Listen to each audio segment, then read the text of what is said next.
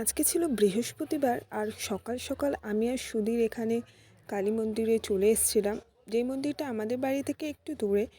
তো এখানে এসে আমরা অনেকক্ষণই বসেছিলাম।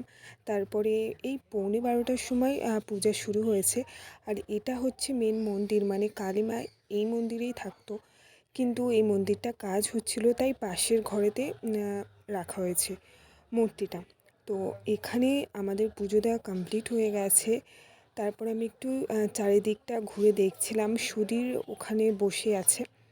তো দেখতেই পাচ্ছ চারিদিকটা কতটা সুন্দর, আর এই পাশটা তো প্রচণ্ড পরিমাণে হাওয়া হচ্ছে, মানে অনেকটা সুন্দর লাগছিল।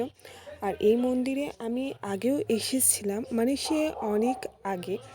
তো দেখতেই পাচ্ছ, তারপরে আমাদের পুজো দেওয়া হয়ে যাওয়ার পরে আমরা কিছুক্ষণ বসেছিলাম, আর অন্য আরও সবাই পূজা দিতে এসেছিল। তো আমাদের এখানে পুজো দেওয়া কমপ্লিট হয়ে গেছে, চলো এবার বাড়ি যাওয়া যাক।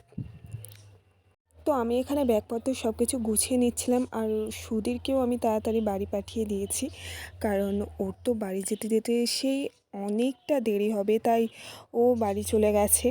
আর আমিও তাড়াতাড়ি বাড়ি চলে এসেছি। আর ঠান্ডাকালে এতটাই গরম লাগছিলো, দেখতে পাচ্ছ আমি ফ্যান চালিয়ে বসেছিলাম।